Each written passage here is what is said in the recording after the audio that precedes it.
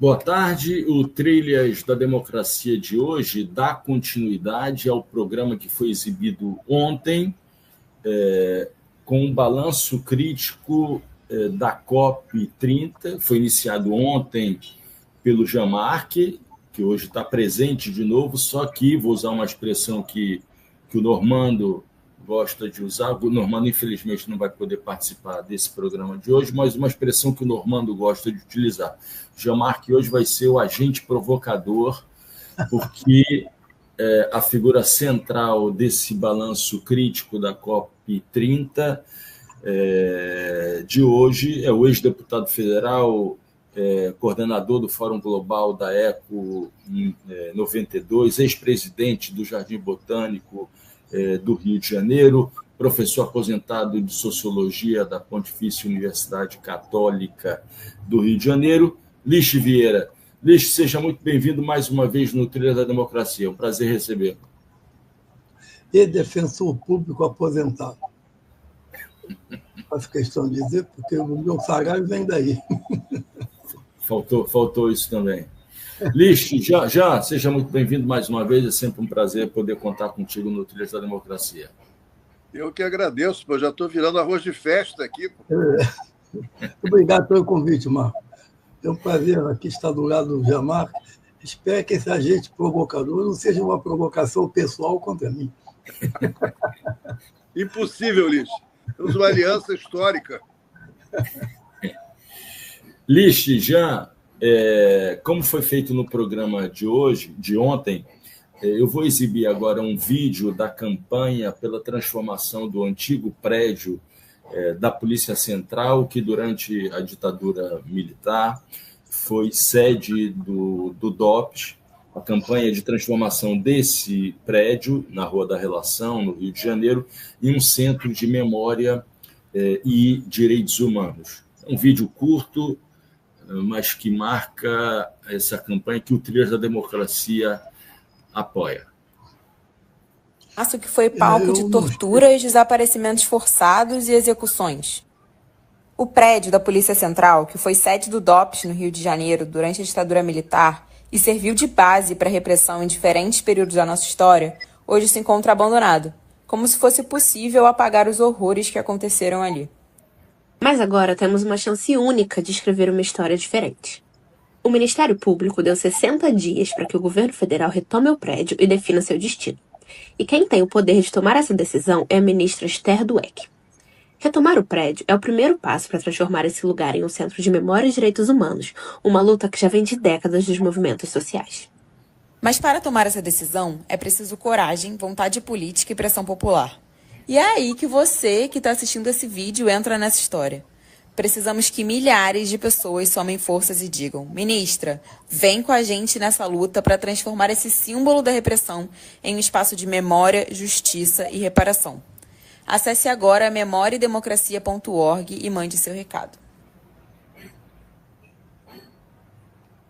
Muito bem. Lixe, você tem alguma lembrança do prédio do DOPS na Rua da Relação, Rio de Janeiro? Não, porque eu estive preso em São Paulo. Eu estive no prédio do DOPS de São Paulo, que hoje é um centro de memória. Alguns anos atrás, eu visitei. Houve até uma curiosidade, porque eu fui visitar a cela onde eu estive preso. E aí havia uma guia com 10 ou 15 estudantes jovens, e a guia dizia: aqui dormiam nesta cela 15 presos. Eu falei: 15 não, 18. Aí ela olhou para mim, levou um susto, todo mundo levou um susto. Eu falei: desculpa, que eu estive aqui, por isso que eu sei. Bom, aí virei esse objeto da curiosidade durante alguns minutos, mas eu não estava afim de atrapalhar a missão da guia. Então, só dei essa correção e fui embora. Mas essa campanha para o DOPS do Rio de Janeiro é importantíssima, para formar um centro de memória. É uma luta que sempre se trava com a direita que defendia a ditadura militar, torturas e assassinatos, e a parte democrática da sociedade, que defende a memória, os que lutaram pela democracia. Muito bem. Lixe, como Jean-Marc ontem fez um balanço bastante negativo, bastante crítico da COP30, com exceção, por favor, já me corrija se eu estiver errado, com exceção para a grande participação da sociedade civil organizada, a forte presença da sociedade civil no decorrer da COP30, mas dentro dessa sociedade civil também se encontravam muitos lobistas, né? Bom, como um enxame de abelha pelos setores da COP.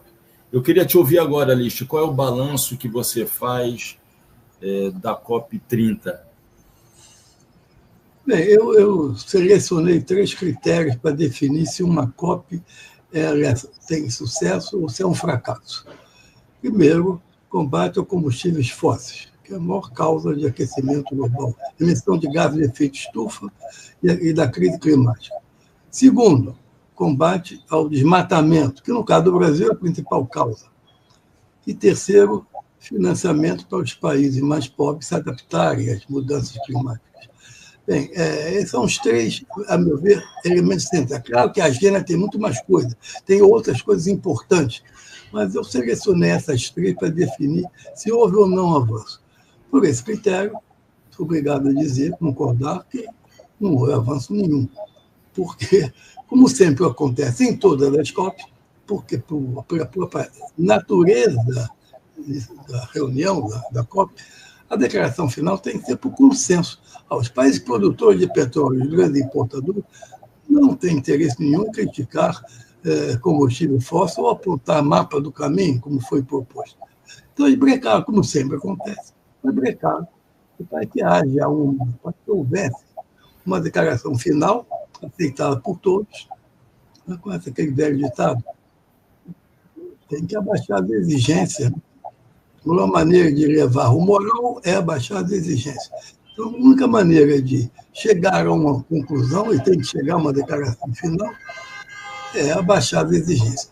Com isso, os países liderados pela Arábia Saudita, mas não só, vetaram qualquer crítica ou proposição em direção à transição energética, em direção à energia renovável, etc.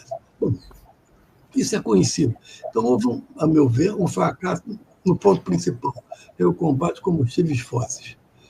Bem, segundo, o combate ao desmatamento, que é produzido pelo agronegócio. A agropecuária é o principal causador do desmatamento. Também aí foi bem brando, não houve um grande avanço. Inclusive, foi lançado antes da COP, aquele fundo de floresta tropicais para sempre, vai ser sempre insuficiente. E, além disso, já existia um fundo de floresta tropicais na Amazônia, que era um outro. Tudo bem, recolheu até agora 7, se não me engano, mas o que 7 bilhões, o que é insuficiente. E terceiro ponto é que os países não estão a fim de gastar dinheiro, passando dinheiro para os países vulneráveis mais pobres, investirem em desenvolvimento sustentável. Vou contar aqui, como o Jean-Marc já deve ter falado tudo isso ontem, vou contar umas historinhas aqui para pontuar. Essa questão, eu fiquei um pouco até traumatizado com ela, porque todas essas COP, o modelo foi a Conferência Rio 92, foi a primeira que se viu de modelo. Bem, essa conferência foi precedida de 4 conferências preparatórias. Eu fui a terceira COP. A terceira foi em Genebra um ano antes, em junho de 91. E a última, a quarta, em Nova York, 2 meses antes, em abril de 92. Na terceira, ou seja, em junho de 91, em Genebra, eu fazia parte de uma organização chamada Fórum Internacional de ONGs, e nós tínhamos acesso às sessões da ONU.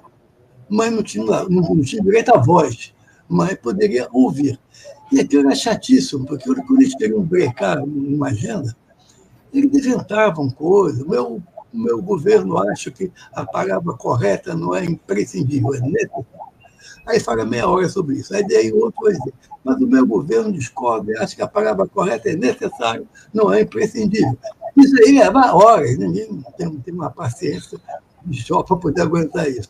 Mas o fato que eu vou contar, e que me impressionou, é que vai passando de um país a outro e é tudo aquele lenga-lenga, aquela voz monótona, monocórdica, aqueles diplomatas que vão falar. De repente, coube a voz falar o representante da Índia. Aí o embaixador da Índia levantou-se de uma forma agressiva, apontou os países desenvolvidos e falou: vocês se desenvolveram no século XIX destruindo as suas florestas. Agora é a nossa vez de destruir as nossas florestas e vocês não têm nada a ver com isso. Nós precisamos desenvolver. Então, esse discurso, que era chocante já na época, mas nem um pouco diplomático, né? A fala do representante. Então, foi em 91, um ano mais tarde, em 92, a ideia de sustentabilidade, do aumento sustentável, não estava incorporada na linguagem diplomática. Veio a se incorporar depois, o que não significa que tenha sido levado à prática das políticas públicas, porque não foi. Mas, de qualquer maneira, na linguagem diplomática, hoje ninguém mais fala isso, né? A linguagem rebuscada sempre busca mecanismos e meios mas não vai negar a sustentabilidade de frente, assim, num combate frontal. Então, eu cito isso para mostrar que essa mentalidade era ainda, a meu ver, é dominante. Todo o discurso de sustentabilidade é feito vamos dizer, na parte retórica, né? De reuniões, de linguagem, de propostas, de acordo, mas na prática das políticas públicas reais, nós vemos que os investimentos que produzem impactos ambientais continuam predominando. Eu acho que o nosso presidente é um bom exemplo. Por exemplo, o presidente Lula, da COP30, criticou o negacionismo. Muito bem, palmas para ele. Mas ele entrou em contradição com o presidente Lula do governo, que apoia a exploração de petróleo na margem equatorial da Amazônia, né? E não combateu devidamente o agronegócio, que é o grande causador do desmatamento. Né? Quando eu falo de desmatamento, eu estou falando em incêndios, secas, inundações, etc. Enfim, a linguagem diplomática permite alguns ajustes e adaptações que não se vê na prática concreta das políticas públicas. Então, bom, tentando resumir, você vai falar, pode falar, você não começa a falar. Não, só para... no programa de ontem, o Jean caracterizou essa postura do presidente Lula como neonegacionista. Quer dizer, existe... Acho que você... Hein, Jean? Depois você diz se você concorda com isso, né? Quer dizer, a retórica é uma retórica crítica ao negacionismo, mas no momento do governar, na prática, se reproduzem todos os efeitos do discurso negacionista. E aí eu aproveito para te perguntar, List, se o sincero discurso, acho que tem tudo a ver com o termo negacionista que Jean utilizou ontem, né? Esse sincero discurso do diplomata da Índia, lá no início da década de 1990, na verdade, ela não está presente na prática, e eu vou mais, né, na própria teorização, na própria forma de pensar de boa parte das esquerdas brasileiras? Da esquerda, da direita e do centro. A verdade é a seguinte, essa ideia de que para desenvolver é necessário destruir o meio ambiente, o que significa desmatamento, né, com suas consequências de eventos climáticos extremos. Bem, essa ideia é uma ideia muito arraigada. Eu tenho uma experiência pessoal, vou contar uns casos, que o Jean-Marc já fez toda a análise, imagino, ontem, e eu concordo sem ter ouvido. Aquela história. Eu vi o discurso do fulano de tal, era o brigadeiro Eduardo Gomes, aí no ano 50 do século passado. Aí o curso falou, não ouvi e não gostei. Então, eu não ouvi o Jean-Marc, mas gostei. Então, Enfim, nos anos 80, quando eu era deputado pelo PT, eu fui espancado pela direção regional do PT. Espancado. Eu via frase, eu era obrigado a ir uma vez por mês da reunião do diretório. Era um sacrifício. No Brasil não existe questão ambiental. Isso é o que existe, a questão social. Isso é um mito importado da Europa para desviar o foco da luta de classes. Meio ambiente não existe, isso é uma invenção. Ou então, isso não tem nada a ver, meio ambiente não tem nada a ver com o programa do partido. Ninguém fala mais isso, mas na prática muitos se comportam como tal. Essa era a linguagem. O presidente do partido, que era a quem muito admiro, que é o Vladimir Palmeira, ele dizia isso, entre outros. Isso aí era voz corrente, era na esquerda, no centro e na direita. Os ambientalistas queriam os cientistas, seguiam os cientistas, eram chamados de bicho-grilo, viado, alfacinha. A imprensa chamava de alfacinha. Era chamado de tudo. Ninguém levava a sério, ninguém tinha a menor ideia, uma ignorância enorme, enorme sobre a questão ambiental, o impacto ambiental da produção econômica, mas não tinha a menor ideia, isso não existia. Os dois grandes modelos econômicos no Brasil que se alternaram o neoliberalismo e o desenvolvimentismo. O neoliberalismo centrado no mercado. O mercado tudo produz e vai tudo distribuir. A ideia do velho Adam Smith. Bem, a mão invisível do mercado, a gente acha, resolve tudo. Então, essa neoliberalismo é muito forte no Brasil. E, do outro lado, o desenvolvimentismo, que senta no Estado. O Estado é que é o grande indutor dos projetos, dos investimentos públicos que vão gerar projetos de desenvolvimento. Bom, isso também é sabido. Apesar de toda a diferença, há uma coisa que os une, o desprezo pela proteção ambiental. Eu ouvi a minha ex-presidente Dilma Rousseff dizer: meio ambiente é uma entrave ao desenvolvimento. O ministro dela na época, que era aquele ministro de São Paulo, agora me deu um branco o nome dele. Bom, depois vocês me lembrarão. É um economista de São Paulo, disse a mesma coisa. Depois eu lembro, foi o ministro da Fazenda da Dilma. Bom, então, a ideia do desenvolvimentismo era que o meio ambiente atrapalha. O conceito de meio ambiente, crise ambiental, crise climática, hein? Não era o Guido Mantega? Guido Mantega, isso. Guido Mantega. O conceito de desenvolvimento significa meio ambiente, uma coisa que atrapalha, entendeu? É visto dessa maneira. Uma ignorância monumental em matéria da questão. Hoje ninguém mais diz isso. Não diz mais faz, né? Mas, de qualquer maneira, na linguagem política, na linguagem diplomática, ninguém tem mais coragem. A não ser Trump, né? Claro. Trump disse que tudo isso é uma bobagem. Entendeu? Isso não vale nada. Ele fala aquele discurso de negacionistas de décadas atrás. Isso aí, por detrás, tem muito dinheiro.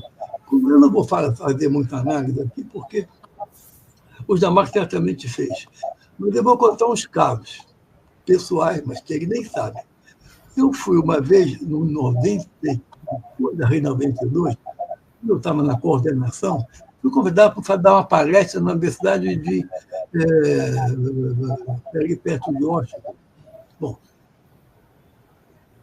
vai, diz aí, como é que chama aquela universidade que fica perto de Washington? Vai de metrô, mas é outro. Não, Yale é perto de Nova York. Não. Não é American University? Não, mas depois eu lembro, daqui a pouco eu lembro. Bom, enfim, eles me convidaram, através de contatos, para dar uma palestra. Bom, eu estava com o Rio 92 na minha cabeça na época, né? Enfim, e aí eu fui. Cheguei lá, para minha surpresa, não tinha palestra nenhuma. Alguém brecou a palestra. Me encontraram para almoçar, entendeu? Bom, aí eu fui almoçar. Estava o diretor do departamento científico e outros professores. Tudo bem, fui almoçar. Era o que havia de agenda, almoçar com eles. E aí comecei a conversar. Como eu estava ainda muito quente, na Rio 92, eu falei em aquecimento global. no meio da conversa do almoço. Ele virou o diretor do departamento e falou assim: o aquecimento global não existe. Aí eu falei: bom, mas os cientistas do mundo dizem que o aquecimento global existe. Ele virou-se e falou assim: metade dos cientistas do mundo dizem que o aquecimento global existe, e metade diz que não existe. Eu faço parte da metade que acha que não existe. Aí eu virei para ele e falei: então, de acordo com o princípio do direito ambiental internacional, de acordo com o princípio da precaução, nós devemos agir como se existisse. Minha área de direito, a memória, eu joguei um princípio jurídico para cima dele. Aí ele virou e falou assim: metade dos cientistas do mundo aceitam o princípio da precaução e metade não aceita. Eu falei: não dá para conversar. Era negacionista. Foi pela primeira vez que eu vi, isso um ano depois da Rio 92, um negacionista assumido, porque na ONU, daquelas reuniões todas, era tudo aquela linguagem diplomática. Ninguém dizia isso assim, como o embaixador indiano disse, entendeu? 1 ou 2 anos antes. Ninguém mais dizia, era uma linguagem mais rebuscada. E ele dizia diretamente: eu imaginei que a indústria do petróleo estava financiando projetos de pesquisa daquela universidade, em diversas áreas. Para ele defender assim, tão peito aberto, entendeu? Atacar o aquecimento global. Mas agora vou contar uma engraçada também, que eu acho que vale a pena ser contada. O ministro do Ambiente, durante a Rio 92, que era o governo Collor, era Lutzenberger. Você, Marco, como é um jovem, talvez não tenha ouvido falar do Lutzenberger. Lógico. Era um gaúcho, era um pioneiro da ecologia no Brasil. Ele era um visionário, ele tinha assim, umas frases assim, completamente utópicas, desse visionário, mas ele era de origem agrônoma, se não me engano. E o Collor... Ele era engenheiro químico. Então, desculpa, engenheiro químico. Mas aí o presidente Collor, nomeou ele achando que ele ia ser um enfeite, ia ser apenas um vestido de enfeite para o governo dele. E ele, realmente não mandava nada, mas ele fez fazer discurso, incomodava. E ele chegou em Nova York, nessa conferência preparatória em 92, e foi chamado para uma reunião com o Banco Mundial. Já te contei isso, João? Foi chamado para uma reunião com o presidente do Banco Mundial em Washington. Bom, o que eu vou contar agora, eu não assino embaixo porque eu não estava lá. Mas o intérprete contou para não sei quem, chegou aos nossos ouvidos em Nova York. Chegou na reunião, o presidente do Banco Mundial, o Lutzenberger, fez críticas duríssimas ao Banco Mundial, está financiando, entendeu? Represas, estão destruindo a natureza, expulsando as pessoas de seus lugares, expulsando as comunidades, e está atacando o meio ambiente, enfim. E ele fez críticas duríssimas a diversos projetos famosos do Banco Mundial no mundo. O presidente do Banco Mundial está ouvindo. Ele arrasou com o Banco Mundial. Quando terminou, o presidente virou e falou: ministro, o que o senhor acha que o Banco Mundial deve fazer? Aí o Lutzenberger falou: fechar as portas. Não preciso nem dizer que poucas semanas depois ele foi demitido. Não estou dizendo que tem relação de causa e efeito. Vocês que concluam o que vocês quiserem. Mas poucas semanas depois ele foi demitido. Mas, de qualquer maneira, eu acho isso aí... Isso é o famoso sincericídio, né? Sincericídio. É um exemplo do que ele era. Ele era assim, não tinha levado em conta correlação de força, coisa nenhuma. Mas eu estou mostrando que o negacionismo era muito forte, saiu da linguagem oficial, mas continuou na prática, e ainda hoje existe o negacionismo. Claro que o exemplo máximo... Né? Posso contar uma historinha complementar, inspirada? Sim, já. É a primeira vez que eu vi uma crítica assim, mais ferrenha ao desenvolvimentismo, ao desenvolvimento, né, no sentido, digamos assim, tanto... Do clássico capitalista ou mesmo do soviético, foi do próprio Lutzenberger. Assim que eu voltei do exílio, acho que foi no começo dos anos 80, no começo do ano de 80, teve uma conferência sobre a Amazônia, que foi feita ali no auditório do antigo Colégio Bennett. Muita gente, o Lutzenberger convidado. E ele era ambientalista, conhecido na época, tal, falava muito da Amazônia. E os outros casos era um movimento de defesa da Amazônia, que era um negócio muito empurrado pela esquerda. E um personagem, assim, digamos que capitaneava, presidia, inclusive, era um cara, um ex-militar caçado, que era do Partido Comunista. E outros que eram caras de esquerda, não sei exatamente de que filiação, mas está todo mundo ali caracterizadamente de esquerda. E o Luxemburgo começa fazendo um discurso feroz, ele era o orador principal, foi convidado para fazer uma palestra, sobre a destruição que o capitalismo provocava, meteu um pau no capitalismo violentamente, teve questão de impacto na Amazônia, todo mundo rindo, satisfeito, isso mesmo, legal, as cabecinhas balançando na mesa, a favor. Aí diz assim, mas o problema não é simplesmente o desenvolvimento do capitalismo, o problema é o desenvolvimento. Aí ele começou a meter um pau no desenvolvimento, seja onde fosse. Ele disse, olha, na Rússia, na União Soviética, na China, o problema é idêntico. A ideologia é diferente, mas o impacto é o mesmo. A paz fechou há um tempo ali naquele tempo, as pessoas, o seu tempo acabou e tal. Nós agradecemos muito as suas contribuições. Ele foi posto para fora, assim, bem cavalièrement, né, como se diria em francês. Olha, acabou o seu tempo, nós vamos encerrar a conferência, não sei o que, então, tchau. Mas foi a primeira vez que eu ouvi isso e fiquei assim, digo, poxa, eu fui formado exatamente na mesma coisa. A esquerda, o Estado tem que promover o desenvolvimento, eu acreditava naquilo. E não tinha lá muita coisa. Eu me lembro que eu estava na Europa ainda, ali, se deve lembrar desse século, a gente estava em Paris, quando teve a primeira conferência sobre desenvolvimento, foi a conferência de Estocolmo.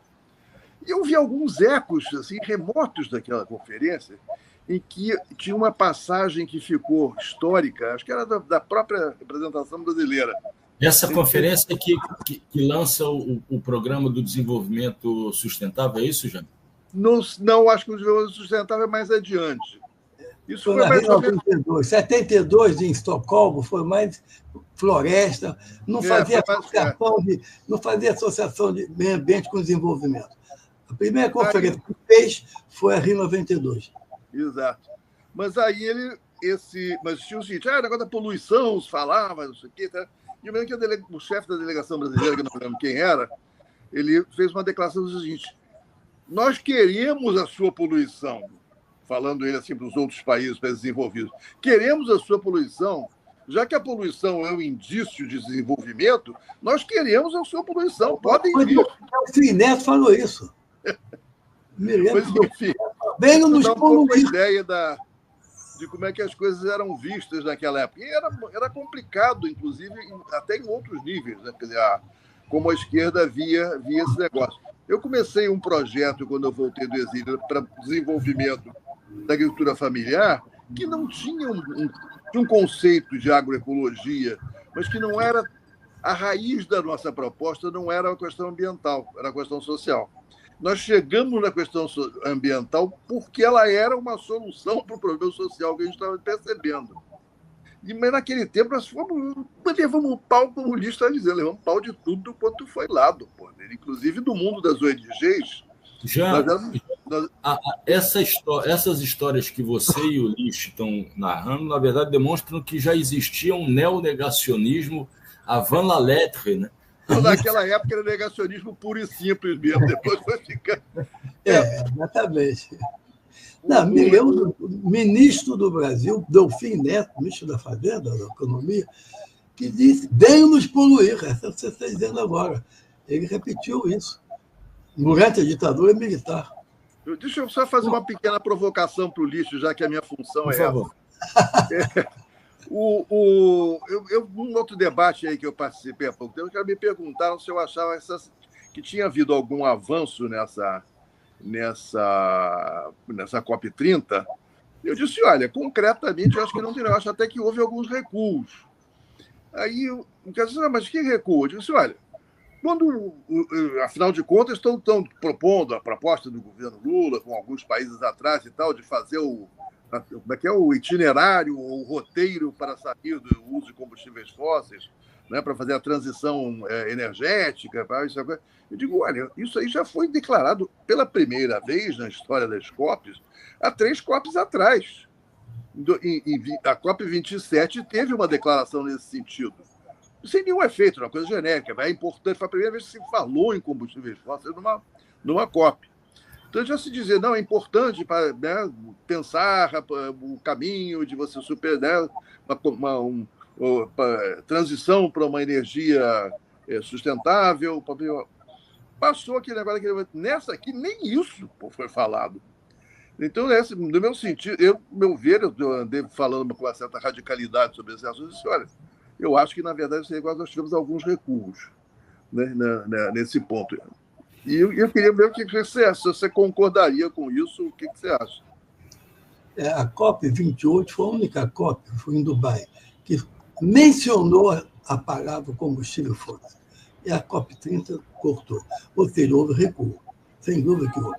E depois, se a situação está se agravando, cada ano que passa, e você continua sem mencionar o assunto, objetivamente você está recuando em relação ao aumento da gravidade da mudança climática. Está passando 1,5 graus. Né? Já, praticamente isso já foi definido que já foi ultrapassado. E a projeção é realmente muito grave. Eu acho que houve, digamos, avanços pequenos, muito pequenos, mas deve ser citado. Primeiro, reconhecimento dos povos indígenas e da população de origem africana como tendo uma prática sustentável, né, que combate a destruição ambiental. Eu acho que esse reconhecimento é importante, digamos assim. Houve esse ponto. É possível que tenha havido um ou outro ponto, mas que eu me lembro, e como o Jean falou, a participação da sociedade civil sempre é forte. No caso aqui, foi menos. Não sei se vocês olharam os números. A COP anterior teve 75 mil participantes. A de Dubai teve 90 mil. Essa teve 40 e poucos mil, por causa das condições de infraestrutura precárias lá em Belém. Né? Teve um dia que faltou água, teve outro, teve incêndio, enfim. Não havia infraestrutura para o governo brasileiro. Disse que, somando tudo, hotel, casa, Airbnb, navio, tomando todas as possibilidades de hospedagem, chegava a 53 mil. E parece que não chegou a isso, hein? Levando em conta os participantes. Claro que muitos países pobres andaram menos gente, o que dificulta enfrentar os poderosos lobbies, porque os lobbies, os lobistas, às vezes, são maiores do que as delegações nacionais de muitos países pobres. Em toda, nós temos no 1.700, agora não lembro, porque não vi conta em relação aos lobistas dessa COP30. Ulisses, os lobistas do agronegócio, que eram os mais numerosos, foram em torno de 2.000. E os do petróleo, 1.700 e tanto, que era quase, ou talvez um pouco menos, que era quase o tamanho da delegação brasileira, enfim, da participação brasileira, que era disparadamente a maior. 1.700, foi isso que eu li. Era o do petróleo, 1.700. O do agronegócio não tinha, teve até mais. Enfim, então, a participação, a força do lobista é muito grande. Agora, o que, a meu ver, está em questão é o modelo de COP, porque para que serve uma conferência que exige consenso? Todo mundo tem que estar de acordo. Nunca vai avançar, porque basta um país dizer só contra, não há consenso. Então, os países árabes, não só, também a Rússia, também a Índia, também a China, outros países, nem falar Estados Unidos, esse nem veio, boicotou total. Enfim, eles não vão aceitar nenhuma proposta, né, criticando o combustível fóssil. Então, diante disso, para que serve essa conferência? Se a priori nós sabemos que o resultado será mais do que insuficiente, será um resultado, digamos, que não produz nenhum efeito benéfico para a humanidade. Porque o que se trata é disso, é salvar a humanidade, que está ameaçada de um colapso. Né? Os cientistas já anunciam que no horizonte vai surgir um colapso, como já surgiu em épocas e eras remotas. Então, a situação é extremamente grave, mas o que predomina é a ideia de desenvolvimento econômico explorando o combustível fóssil, petróleo, gás, carvão, e o desmatamento, no caso da agropecuária. Então, esse caso do decrescimento que ele mencionou Na verdade, embora tenha sido mencionado pelo Lutzenberg, ele era, digamos, isolado nisso, porque ninguém mais falava isso naquela época. Ele era, de certa maneira, pioneiro, mas ele era um visionário nesse sentido, porque tinha visões. Hoje já se discute, né? O decreto na França tem uma linha de decroissance, decrescimento. As duas grandes utopias que estão surgindo é a ecossocialismo de um lado e o decrescimento de outro, que tem suas diferenças, seus pontos comuns e suas diferenças. São as duas grandes utopias para superar o capitalismo predador que destrói a possibilidade de vida na Terra com a crise climática e o aquecimento global. Lixe, eu vou aproveitar, porque eu estou fechando o microfone, porque tem um exemplo prático aqui de desenvolvimento, barulho de uma britadeira, uma obra que não termina mais aqui na orla de Boa Viagem. Né? E eu queria exatamente inserir na discussão, você já adiantou isso, a utopia ecossocialista, que deve muito a um dos maiores pensadores marxistas franco-brasileiros, né, que é o Michel Levy. Né? Lichte, como é possível realizar a utopia ecossocialista dentro desse quadro, né, de retrocesso na COP30 em relação a vocês, tanto o Jean quanto vocês falaram isso, né, que a COP28 foi mais avançada do que a COP30. Né? Então, diante desse quadro de retrocesso na realização de COPs e de uma esquerda que insiste no discurso neodesenvolvimentista, como é que é possível pensar na utopia ecossocialista, que é uma utopia, como você disse, centrada na ideia de que o que deve ser destruído é esse capitalismo predatório? Eu queria te ouvir e depois queria ouvir também o Jamar. Por favor, Lichte. Olha, não tem receita do bolo. Ninguém tem a receita do bolo para dizer tem que fazer isso. Pelo menos alguns ingredientes. Alguns ingredientes. A luta contra o capitalismo, que é o que existe concreto e prático, é a lógica capitalista, né, no modo de produção. Essa luta contra o capitalismo, de certa maneira, enfraquecendo o capitalismo, ajuda a fortalecer uma visão, digamos, alternativa. Mas é uma utopia, por enquanto. Eu acho ótimo a existência de utopias.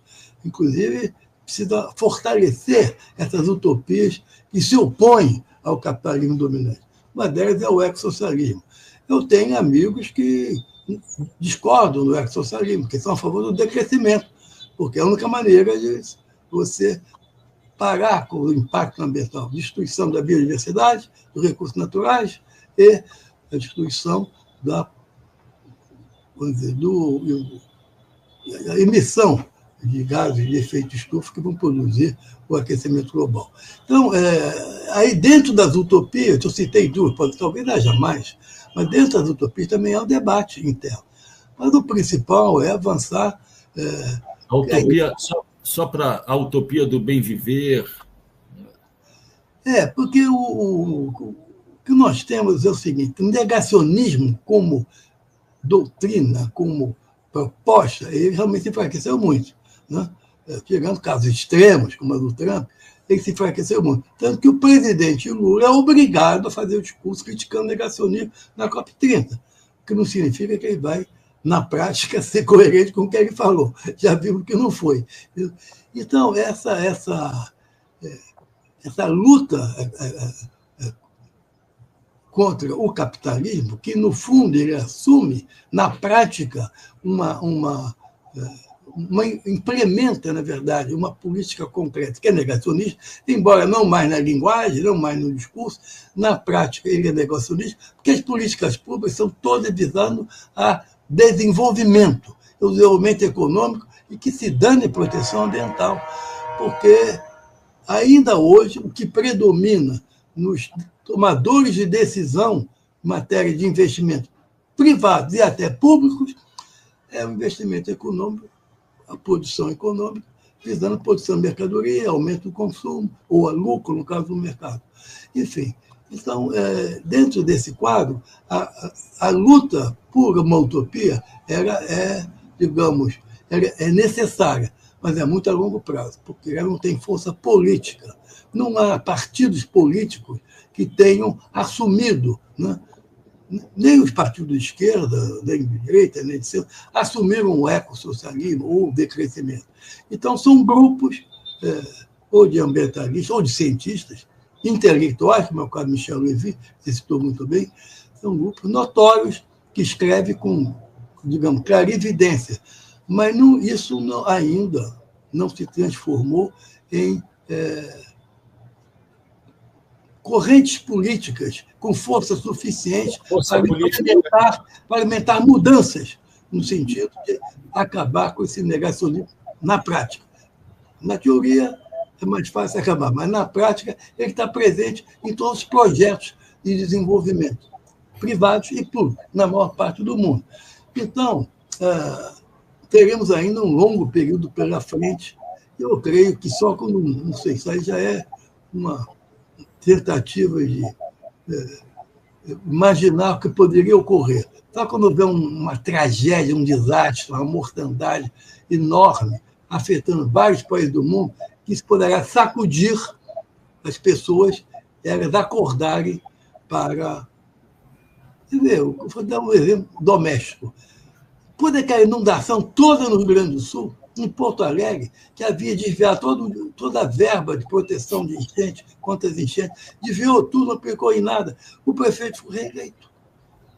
Eu achei que ele ia perder esmagadoramente.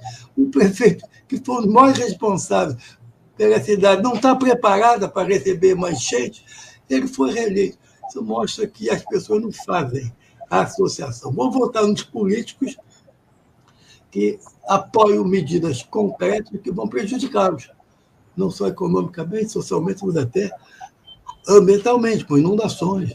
Na Baixada Fluminense, a gente vê quando chove, inundações, às vezes a água vai até o telhado, coisas assim. E as pessoas não fazem nenhuma associação entre políticas concretas. No caso do desmatamento da Amazônia, os rios voadores, vai mudar o clima na região sudeste. E as pessoas não... Enfim, isso é um processo de décadas, de muitas décadas de luta. É uma luta, digamos, muito difícil, porque contra a ideologia dominante, capitalista ou socialista, contra a ideologia dominante, né? E, como disse já, de forma memorável, Luxemburgo nos anos 80. Então, isso vai levar ainda algum tempo para cair a ficha e as pessoas se conscientizarem da necessidade de fortalecer politicamente uma corrente, um partido que tenha força política para impor as suas propostas e não ficar a reboque de políticas predatórias, de produção econômica predatórias. Já nós teremos esse tempo, não? A utopia socialista previa um grande futuro pela frente para a emancipação do proletariado. Nós teremos esse tempo de que fala o List para a formação de organizações políticas ecossocialistas ou algo do gênero? Olha, evidentemente com uma provocação. Né? Eu diria que tem o seguinte: o nível de consciência é correlato com as vivências das pessoas, mas não é diretamente, uma coisa não deriva diretamente na outra, como o List explicou bem com o exemplo lá do Rio Grande do Sul. Mas eu acho que a repetição desses processos, somada a um crescente, digamos assim, mecanismos de crítica concreta, intelectual, científica, que estão se ampliando muito. Né? Você pode dizer que essa COP foi, do ponto de vista de cobertura internacional e nacional, você deu muita voz para o campo científico e eles estão falando cada vez mais grosso. Quer dizer, então a coisa está... Você tem mais permeabilidade de uma ideia crítica do que você tinha no passado. Então, eu acho que muita coisa para você, e concordo com o Ulisses, essas coisas não vão se passar simplesmente que um dia o capitalista vai acordar com uma consciência ecológica e vai começar a fazer uma coisa diferente. Os mecanismos da acumulação do capital independem do comportamento individual de um ou de outro. O sujeito vai estar pressionado pelo mercado a fazer aquilo que ele sempre fez. Então, é preciso uma intervenção política, na verdade, né? que altere o poder que têm essas corporações de manter o processo de destruição em curso. E isso aí exige o quê? Consciência, né, do problema e das suas soluções por parte das amplas massas e organização e capacidade de pressão. Isso é uma coisa que vem sendo construída, de certa forma, até mesmo antes de ter uma consciência ecológica mais clara.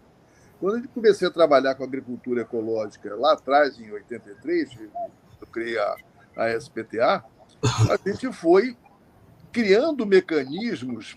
Primeiro, a gente tinha uma crítica ao desenvolvimento capitalista da agricultura, né? Quer dizer, e que foi se aprofundando, foi se desenvolvendo e que se transformou numa crítica que não só era social e econômica, mas ecológica também, né? E, ao mesmo tempo, a gente tinha uma coisa que eu acho que é fundamental, nós tínhamos elementos da solução na nossa mão.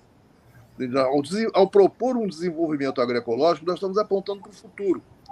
Então, e a multiplicação dessas experiências e a constante debate político e ideológico, acho que significou o quê? Que movimentos de massa significativos, como o movimento de Sem Terra, adotaram essa proposta. Né? Adotaram não só a ideologia, como estão praticando isso em muitos lugares. Não vão em todos os lugares onde eles estão, mas eles têm alguns núcleos bastante poderosos, bastante bem-sucedidos, né, na produção agroecológica. Lembrando que, quando começou o MST era um exemplo típico do que a gente estava falando aqui, do desenvolvimentismo, até eu diria assim, modelo, não sei se é nicaragüense, cubano ou soviético, né, porque o discurso deles inicial, no começo dos anos 80, era um discurso de produção coletiva, propriedade coletiva, produção coletiva. Estavam tentando fazer alguns colcoses aqui no Brasil, que era o modelo do Estado soviético para a agricultura, depois do Stalin, ou durante o Stalin, na verdade. Então, eles deram com os burros na água. Nós tivemos debates frequentemente ásperos, inclusive, porque, né, aquele negócio, vocês usam alfacinha, bicho grilo, não tem nada a ver, é a cenourinha, né, vocês estão querendo aquela cenourinha torta dos orgânicos, não sei o que. Era um troço assim, meio de desprezo. Mas, com o tempo, não só porque eles apanharam muito na tentativa de fazer o modelo deles operar, por mais dinheiro que eles tivessem conseguido da cooperação internacional, as coisas quebraram uma atrás da outra. Os grandes assentamentos que eles fizeram no sul do Brasil não deram certo. Então, eles começaram, pouco a pouco, embarcando nesse discurso, também influenciados pela Via Campesina Internacional, que antes do MST já tinha adotado a proposta agroecológica.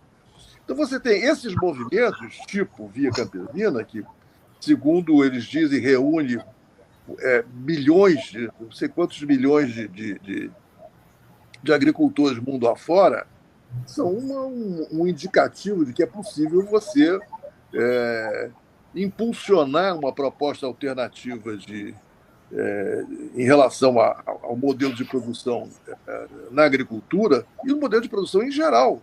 Porque os critérios, os conceitos que a gente está aplicando no caso agrícola, eles valem para a economia como um todo.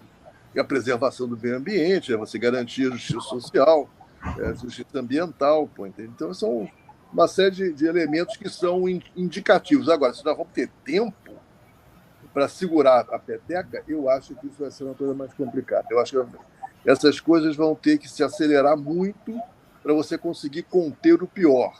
Eu acho que, a meu ver, assim como nós já passamos do 1,5 grau de temperatura a mais, agora, quando a proposta era que isso só fosse acontecer no máximo lá pela metade do século, e eu, a meu ver, nós estamos caminhando para 2 graus até o final da década, que é o que alguns cientistas estão apontando. E no final do século, se continuarem as coisas como estão, vai ser entre 3 e 4, né, de aumento de temperatura. Para só ter claro, se chegar a 3, 4 graus, mais da metade da superfície da Terra vai ser invisível, vai ser inabitável. Então você vai ter vai ser uma coisa catastrófica mesmo em grande escala. E se chegar nesse ponto, quer dizer, a possibilidade de você adaptar alguma coisa a essa escala é muito pequena.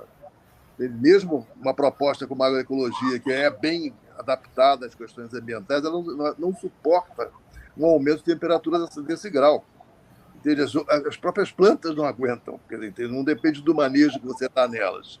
Entende? A própria biologia das plantas que não vão aguentar, das plantas cultivadas nesse caso. Eu acho que nós estamos diante de realmente um quadro que eu tinha expectativa de alguma expectativa em relação à COP, porque assim, o nível de urgência já está ficando tão grave que não é possível que não se faça alguma coisa. De fato, foi possível, não se dá porra nenhuma. Liste, a gente está chegando ao fim do Trilhas de hoje, mas eu queria te ouvir a respeito da força política de uma proposta ecossocialista, mas voltando no tempo. Por que o Partido Verde não se constituiu nessa força política possível para levar à frente a utopia ecossocialista? Antes de responder essa pergunta, eu vou só complementar o que o Jean-Marc falou, que já estamos vendo o fenômeno dos refugiados ambientais. E isso Jean-Marc trata disso. Ao mesmo tempo, os países começaram a reprimir, até Portugal começou, não só a França, a Alemanha, começaram a reprimir a recepção de novos imigrantes. E a tendência, pelos cálculos da ONU, agora não tenho um número na cabeça, é aumentar muito o número de refugiados ambientais, pessoas que vão ter que migrar para poder sobreviver. Isso aí vai gerar crise. O que eu quis dizer é que a crise é que vai provocar mudanças mais, digamos, importantes, mais significativas. Aquela história do anos que passam como se fossem dias, e dias que passam como se fossem anos, né? Se não me engano, foi o Marx que falou algo parecido. Né? Então, eu acho que em poucos dias, ou em poucos meses, vamos ter impactos e crises de grande importância que vão sacudir. Isso vai fazer com que a agenda ambiental possa começar a ser aceita e o negacionismo a ser derrotado. Segundo ponto, aquela universidade que eu citei, com o diretor científico que era negacionista, era uma cidade de Maryland, agora me lembrei, só para não deixar em aberto. Bom, agora, Partido Verde. O Partido Verde ele nasceu com um projeto, digamos, ideológico, de lutar pelo meio ambiente, mas ao pouco foi caindo na realidade política e eleitoral brasileira. Precisa ganhar a eleição, precisa ter quase... E com isso, o Partido Verde foi se, digamos, reduzindo o seu projeto original, né? E foi, digamos, se adaptando às conveniências da política partidária eleitoral. Bom, falando em termos mais concretos, o Partido Verde nasceu pela esquerda, depois foi para o centro, e em algum lugar foi para a direita. Eu não estou acompanhando, não saberia dizer, mas eu posso dizer que é uma coisa confirmada. Nos anos 80, quando foi criada, a gente achava que ia ser um partido que ia dialogar com o PT, porque o PT abandonava completamente o projeto ambiental. Isso aí é palavrão. Um partido voltar para a questão ambiental, com sensibilidade para a juventude, por exemplo, ia poder dialogar com o PT. Eu acho que o Lula, na época, entendeu isso, mas a maior parte da direção do partido não. O problema é que, quando chegou a eleição de 89, foi a campanha do Lula contra o Collor, e que o Lula derrotou o Brizola, foi para o segundo turno, nessa campanha, o Partido Verde resolveu lançar candidato próprio. E era a primeira eleição direta depois da ditadura. Aí todos nós achávamos que teria que fazer uma aliança com Lula, com o PT, e não lançar candidato próprio. Aí houve um racha. Eu saí do Partido Verde, o deputado Carlos Jumin saiu do Partido Verde, e ficou o Alfredo Serquis e o Gabeira, que levaram o partido da esquerda para o centro. Hoje eu não sei como anda, porque provavelmente anda de forma diferente conforme o Estado, né? Tem realidades regionais que são diferentes, eu não tenho nenhuma informação. Mas nos anos 80, o que eu pude observar é que aquela visão mais à esquerda do Partido Verde, ela, com a saída de, não sou só apenas eu e mim, com a saída de outros, ela se perdeu um pouco, o partido foi mais para o centro. Bom, essa, digamos, na época que eu percebi, depois eu não acompanhei mais. Agora, mesmo na Europa, o Partido Verde tem posições diferenciadas, né? Tem posições mais da esquerda ou mais da direita. Ele não se firmou com uma alternativa política consistente para os partidos liberais pró-capitalistas. Lixe, qual foi a eleição do Gabeira, que ele lançou candidatura, que foi uma PT-PV? Não, mas que teve... PT-PV foi 86, mas foi para governador. Para governador. Então, essa foi a experiência, quer dizer, isso estava na mira... dos fundadores do partido. Essa aliança era consagrou o que a gente achava. Um partido pequeno, com a questão ambiental como projeto principal, e se alia com o PT. Essa é a minha visão. Mas, quando ele se separa e vai lutar contra o PT, aí a gente achou que não era o caso. Primeira eleição, depois da ditadura, vai fazer uma campanha com um candidato próprio. Pô, nossa avaliação é que isso era errado, ia fracassar. Como fracassou, ele não teve nem 1%. Foi 0,5%. Jean, tu ia falar alguma coisa, Jean? Não, era só a data, era que foi eleição para prefeito. Foi para prefeito, não foi para governador? Não, foi em 86, então eu me enganei. Se foi 86, foi para governador. Não, foi para 85. 85 foi uma eleição fora daqui do Rio de Janeiro. Foi antes deles alinharem todas as eleições no mesmo ano. Que Saturnino venceu, né? Foi a eleição para prefeito, eu me enganei, exato, 85. Foi aquela época que nós formamos a Frente Rio, Liz. Isso, eu estou lembrando. Para apoiar o Saturnino. Exato.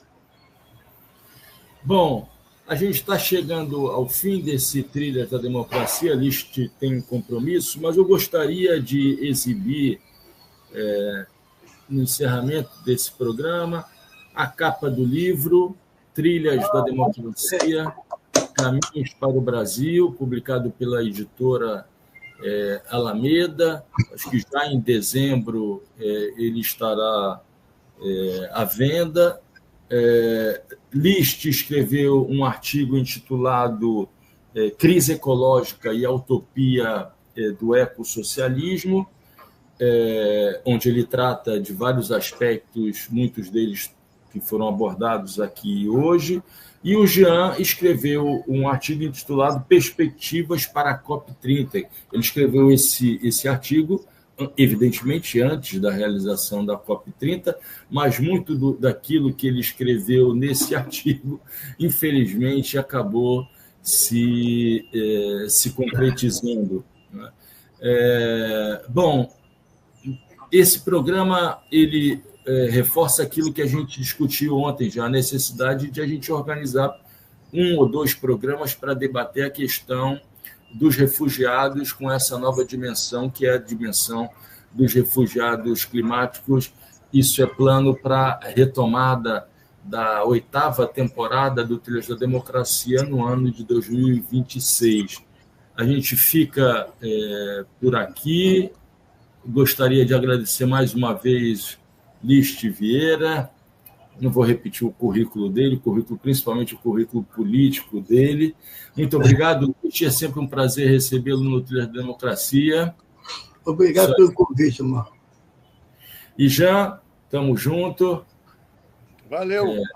2026 a gente está junto aí para fazer, nesse ano que vai ser mais uma vez um ano muito importante para a democracia brasileira, para a preservação, manutenção da democracia brasileira e, quem sabe, alguns avanços, né? Mantenhamos a chama da esperança acesa. Nós ficamos por aqui. no próximo fim de semana, o Trilhas volta, sempre aos sábados, às 17 horas, e aos domingos, às 15 horas. Boa continuidade de domingo a toda a nossa audiência. Um grande abraço.